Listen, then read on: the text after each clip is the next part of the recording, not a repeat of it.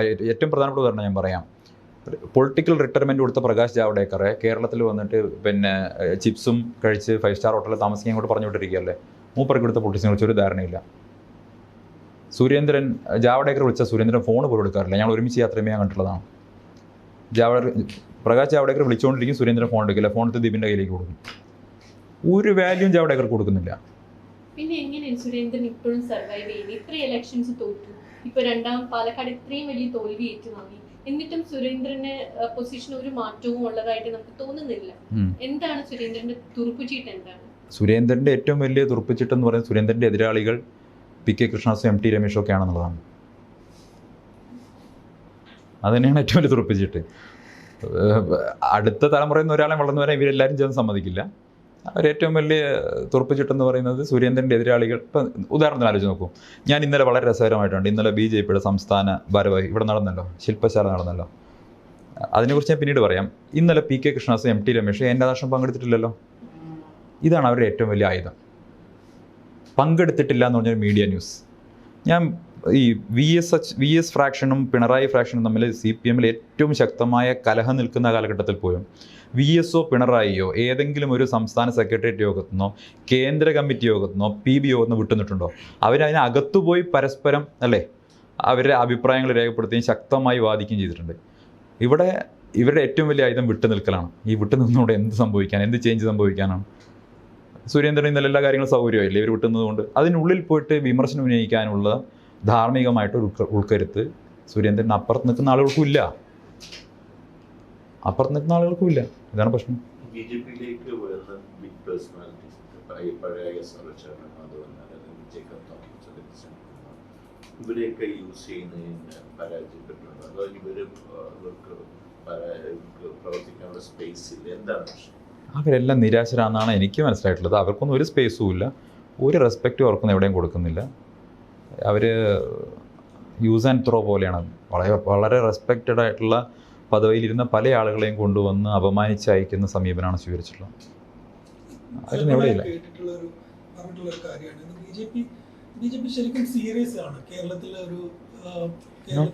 Serious ആണെങ്കിൽ Krishnakumar സ്ഥാനാർത്ഥിയാകുമോ? Not serious.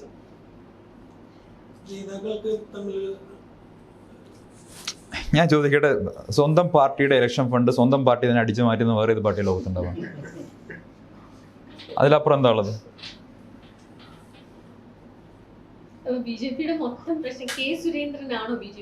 ഞാൻ പറഞ്ഞില്ല അതിൻ്റെ എക്കോസിസ്റ്റം, അതിൻ്റെ ടോട്ടൽ എക്കോസിസ്റ്റം പ്രശ്നമാണ്. അത് നന്നാവണമെന്ന് എനിക്ക് ആഗ്രഹമൊന്നുമില്ല. അത് അങ്ങനെ തന്നെ പോയിക്കോട്ടെ.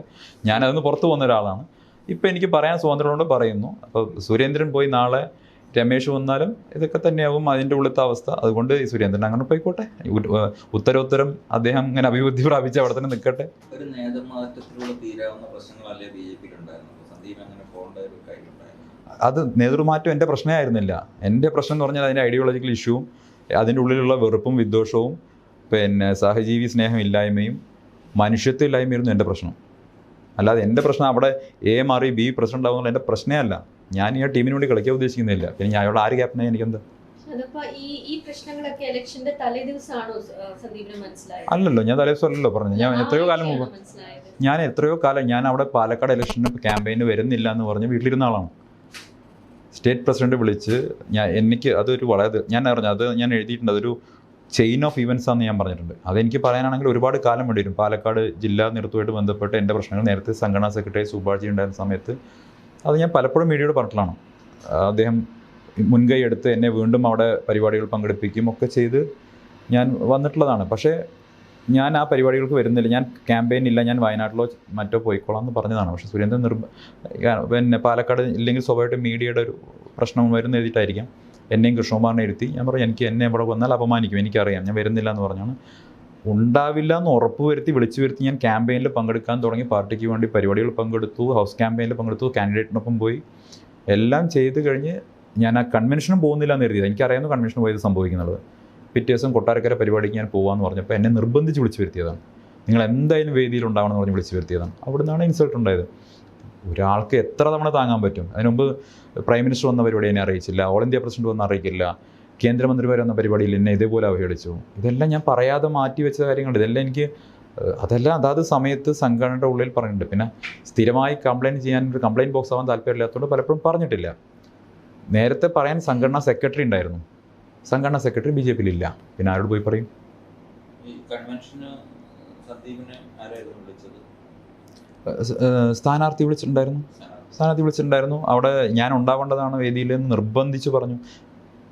അതിനുശേഷമാണ് അവഹേളിക്കപ്പെടുന്ന സാഹചര്യം ഉണ്ടായത്. കേരളാവുന്ന രഘുനാഥാണ് പറഞ്ഞത്.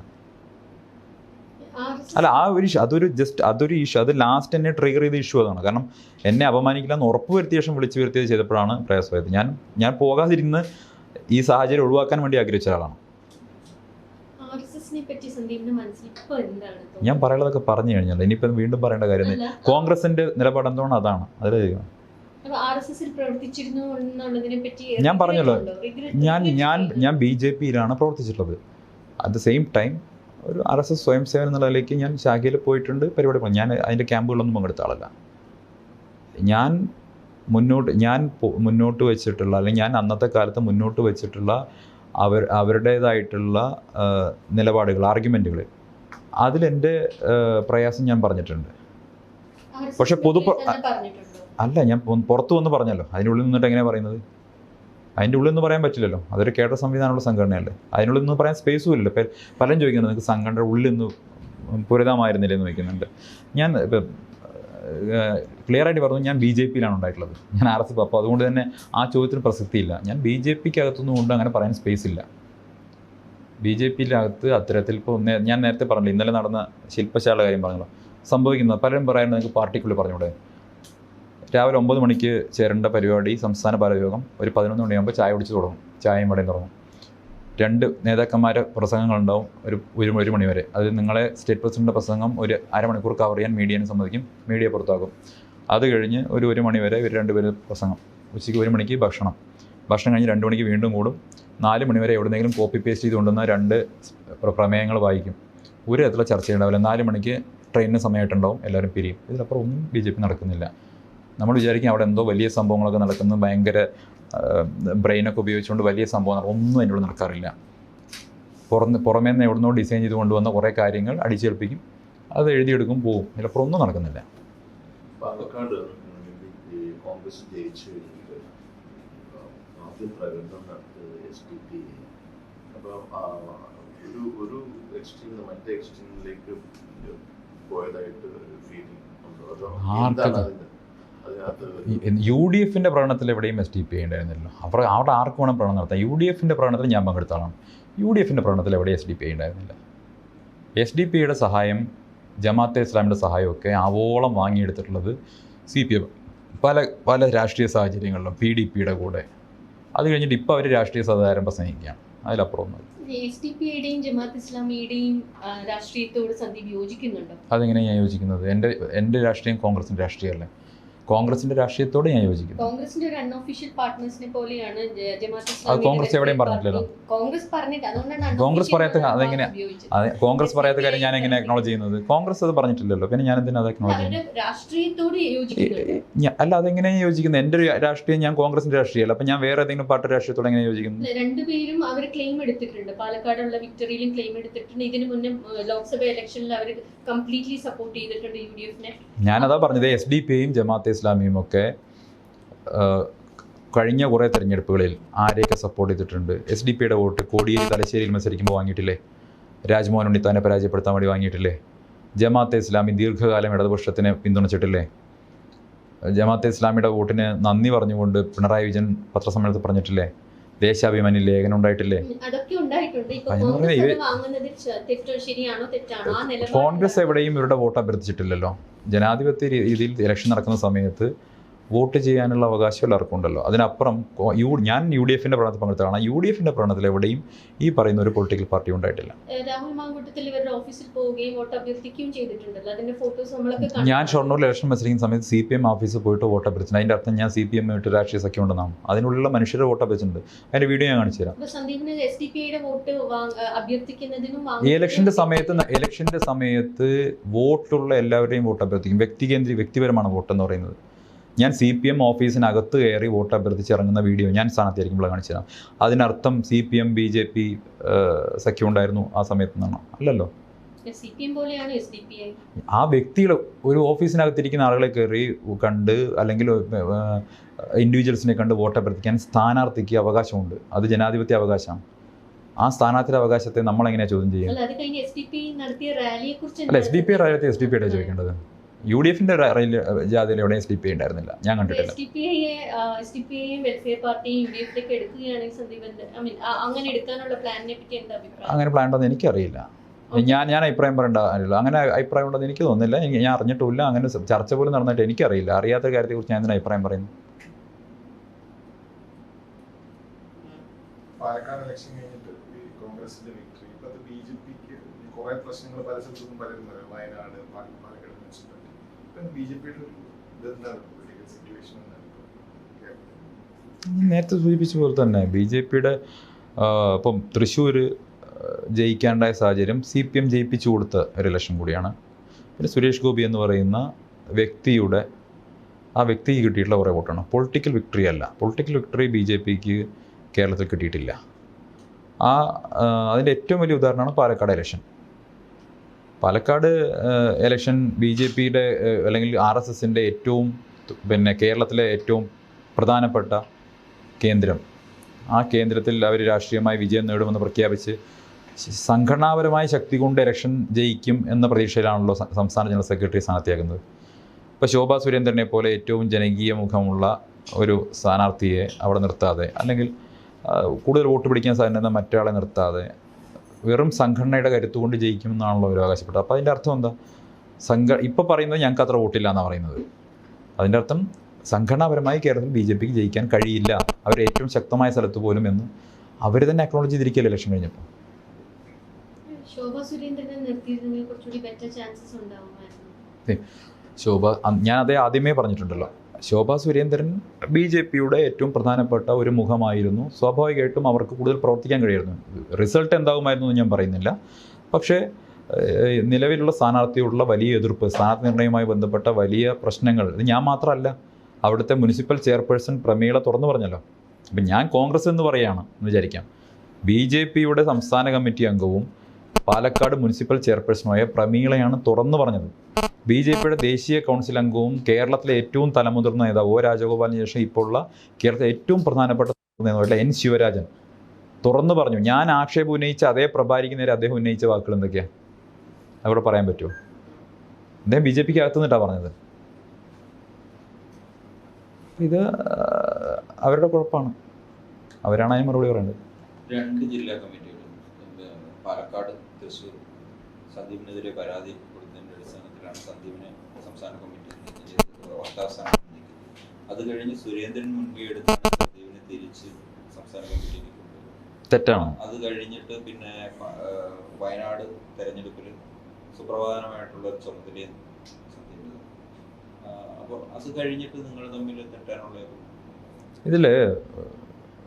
ഇത് ഏതൊരു ഔദാര്യം പോലെ പറയണം. അത് അങ്ങനെയല്ല സംഭവിച്ചത്. ഒന്ന് ഈ പറയുന്നത് പോലെ എൻ്റെ ഇമേജ് ടാർണിഷ് ചെയ്യാൻ, എന്നെ നശിപ്പിക്കാനും വേണ്ടിയിട്ട് ആസൂത്രിതമായ ശ്രമം ഉണ്ടായി. ഞാൻ എന്തെങ്കിലും വലിയ മഹാ അപരാധം ചെയ്തയാളോ ഒരു മോശക്കാരനോ ആയിരുന്നെങ്കിൽ എനിക്ക് തോന്നുന്നില്ല BJP പോലൊരു പാർട്ടിയിൽ നിന്ന് നടപടി എടുത്തതിന് ശേഷം 4-5 മാസത്തിനകമാണ് എന്നെ തിരിച്ച് കൊണ്ടുവരുന്നത്. അപ്പോൾ ഞാൻ എവിടെയും പോയിട്ട് എന്നെ തിരിച്ചു കൊണ്ടുവരുമെന്ന് പറഞ്ഞതിൻ്റെ അടിസ്ഥാനത്തിലല്ല എന്നെ തിരിച്ചു കൊണ്ടുവരുന്നത്, മറിച്ച് വലിയ തോതിൽ തിരിച്ചടി അവർക്ക് നേരിട്ടപ്പോഴാണ്. പലപ്പോഴും ഈ ഗൃഹസമ്പർക്കവുമായൊക്കെ ബന്ധപ്പെട്ട് വീടുകളിലേക്ക് ഇറങ്ങുന്ന സമയത്ത് എന്തുകൊണ്ട് എന്നോടിത് ചെയ്തു എന്ന ചോദ്യത്തിന് മറുപടി പോലും കൊടുക്കാനുള്ള സാഹചര്യത്തിലാണ് അവർക്ക് എന്നെ തിരിച്ചു കൊണ്ടുവരേണ്ടി വന്നത്. തിരിച്ച് ഞാൻ എവിടെയും പോയിട്ട് എന്നെ തിരിച്ച് പാർട്ടിയിൽ എടുക്കണമെന്ന് പറഞ്ഞിട്ടില്ല, അല്ലെങ്കിൽ ചുമതല ഇറങ്ങണം. ഞാൻ പാർട്ടിയിൽ നിന്ന് തന്നെ പുറത്താക്കിയിട്ടൊന്നുമില്ല, എന്നെ ചുമതല എടുക്കണമെന്ന് പറഞ്ഞിട്ടില്ല. തിരിച്ചെന്നെ ചുമതലയിൽ കൊണ്ടുവരുന്നു. കാരണം അത് കാര്യമുണ്ട്. ഞാനും ശിവശങ്കറും അടക്കമുള്ളവർ മാറിയുന്ന സാഹചര്യത്തിൽ കേരളത്തിലെ TV ഡിബേറ്റുകളിലടക്കം BJPയുടെ നില എന്തായിരുന്നു എന്ന് എല്ലാവർക്കും അറിയുന്ന കാര്യമാണ്. ഞങ്ങളെ തിരിച്ചു കൊണ്ടുവരണം എന്നുള്ളതൊരു ജനകീയമായ ഒരു പാർട്ടി പ്രവർത്തകരുടെ എന്നുള്ളൊരു ആവശ്യമായിരുന്നു. തിരിച്ചവർക്ക് ഫോഴ്സ്ഫുള്ളി കൊണ്ടുവരേണ്ടി വന്നതാണ്. അത് ഏതെങ്കിലും അത്ര ഒരു ഔദാര്യമല്ല. തിരിച്ചു വന്നു. വയനാട്ടിൽ എന്തുകൊണ്ട് എന്നെ കൊണ്ടുപോയി? ഒന്ന്, വയനാട്ടിൽ അദ്ദേഹം തന്നെ പറഞ്ഞിട്ട് കാര്യമാണ്, വയനാട്ടിൽ ആദ്യം എൻ്റെ പേരാണ് കൊടുത്തിരുന്നത്. സ്ഥാനാർത്ഥി ലിസ്റ്റിൽ ഇവിടുന്ന് അയച്ച പേരിൽ എൻ്റെ പേരുണ്ടായിരുന്നു എന്ന് അദ്ദേഹം തന്നെ പറഞ്ഞിട്ടുള്ള കാര്യമാണ്. സംസ്ഥാന പ്രസിഡന്റ് മത്സരിക്കട്ടെ എന്ന് കേന്ദ്ര നേതൃത്വം വെച്ചു. നമുക്കൊരു വിഷമവുമില്ല, അദ്ദേഹം മത്സരിക്കട്ടെ, ആപ്റ്റായ കാൻഡിഡേറ്റാണ്. അദ്ദേഹമാണ് എന്നെ വിളിക്കുന്നത്. വിളിച്ചിട്ട് അദ്ദേഹത്തിനറിയാം വയനാട് ജില്ലയുടെ സഹപ്രഭാരി എന്ന നിലയ്ക്ക് വയനാടിൻ്റെ നുക്ക് ആൻഡ് കോർണറുമായി എനിക്കുള്ള ബന്ധവും വയനാട്ടിൽ ഞാനുണ്ടാക്കിയിട്ടുള്ള കോണ്ടാക്ട്സും കൃത്യമായി അറിയുന്ന ആളാണ് സംസ്ഥാന പ്രസിഡന്റ്. എന്നെ പ്രചരണത്തിന് ചുമതലയേൽപ്പിക്കുന്നു. നിങ്ങൾക്ക് അറിയാം അവിടെ ചരിത്രത്തിലെ ഏറ്റവും വലിയ വോട്ട് BJP കിട്ടി. എൻ്റെ മാത്രം എടുക്കല്ല, ഞാൻ എന്നാൽ കഴിയുന്ന പൊളിറ്റിക്കൽ ക്യാമ്പയിന് എന്നാൽ കഴിയുന്ന രീതിയിൽ അവിടെ നന്നായി ചെയ്തിട്ടുണ്ട്. അവിടെ ആദിവാസി ഊരുകളിൽ അടക്കം കാൽനടയായി പോയിക്കൊണ്ട് നടന്ന് നൂറുകണക്കിന് പൊതുയോഗങ്ങളും കുടുംബയോഗങ്ങളും അറ്റൻഡ് ചെയ്ത് അവിടുത്തെ പത്രസമ്മേളനങ്ങൾ നടത്തി. സുരേന്ദ്രൻ പറഞ്ഞ സ്റ്റേറ്റ്മെൻറ്റുകൾ കാരണം ഉണ്ടായ വിവാദങ്ങളിൽ മാധ്യമങ്ങളിൽ പോയി അദ്ദേഹത്തെ ഡിഫെൻഡ് ചെയ്ത് ഒക്കെ ഞാൻ പ്രവർത്തിച്ചിട്ടുണ്ട്. അത് എൻ്റെ കഴിവിന് കിട്ടിയിട്ടുള്ള അംഗീകാരമാണ്. ഏതെങ്കിലും ഔദാര്യമല്ലേ, എന്നാൽ എനിക്ക് വരം വേറെ ആളെ കൊണ്ടുപോയി കൂടെ. ഇപ്പോൾ MT രമേശ് നേതൃത്വം കൊടുത്ത ഇലക്ഷന് കിട്ടിയ വോട്ട് എത്രയാണ്? ഇപ്പോൾ ജനറൽ സെക്രട്ടറി MT രമേശായിരുന്നു. അവിടുത്തെ പൊളിറ്റിക്കൽ ക്യാമ്പയിന് ഞാൻ അവർ കുറ്റം പറയുകയല്ല, പക്ഷേ ഞാൻ എന്നാൽ കഴിയുന്ന രീതിയിൽ നന്നായിട്ട് അവിടെ വർക്ക് ചെയ്തിട്ടുണ്ട്. അത് എൻ്റെ കഴിവിന് കിട്ടിയ അംഗീകാരമാണ്. അത് ഏതെങ്കിലും ഒരു ഔദാര്യമായിട്ടൊന്നും അദ്ദേഹം പറയേണ്ടതില്ല.